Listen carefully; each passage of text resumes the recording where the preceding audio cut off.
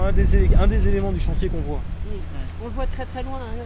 Quel que soit l'endroit où on arrive à Saint-Nazaire, on le voit très loin. On le voit, et puis là où c'est très intéressant, c'est que les pieds sont fabriqués en Chine.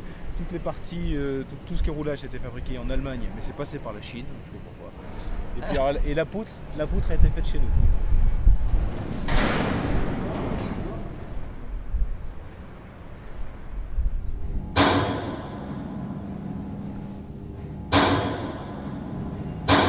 C'est comme Ikea, quand on ouvre une boîte, il y a toutes les pièces pour faire le montage, plus l'hermétisme. Nous c'est pareil, on prépare toutes les pièces pour pouvoir les monter.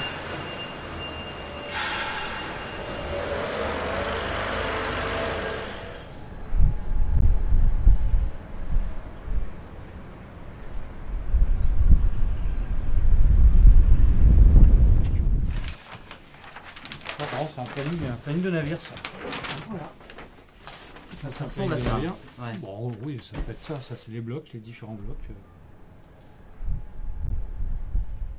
Là, on vole. On vole. On est en version mouette. Donc là, la réalité virtuelle ne sert pas à la conception, mais c'est un outil supplémentaire pour valider des concepts et puis bien se rendre compte des accessibilités.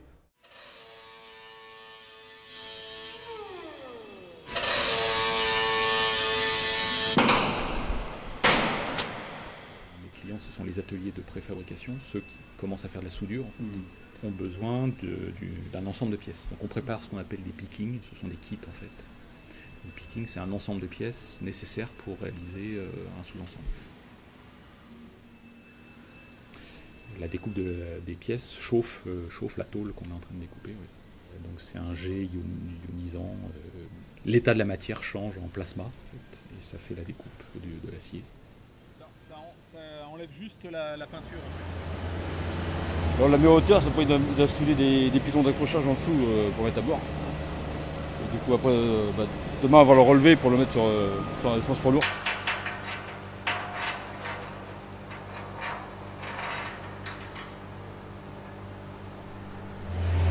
Ah, les grenouilles, ça les algues au-dessus, ils appellent ça les babouins. C'est des estrapes normalement.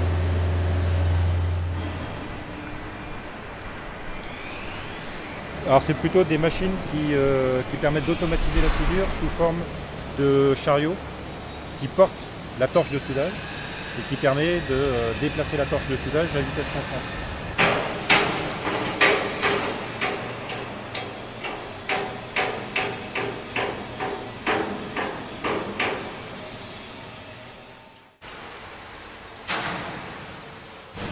J'aime bien le métal. C'est un peu comme de la lave en fusion là. C'est un peu comme faire du dessin avec de la lave. Ça fait un peu ça. Il y a d'autres métiers plus sympathiques, je suppose, où c'est moins pollué, mais moi j'aime bien ce milieu un peu brutal, mais pas que brut justement. Il y a un peu de gentillesse derrière tout ça. Il n'y a pas que des grosses brutes quoi au chantier. Non, il y a des gens très gentils quoi, très tendres, malgré le métier un peu dur.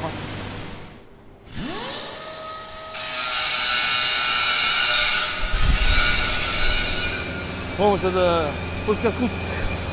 Bon appétit.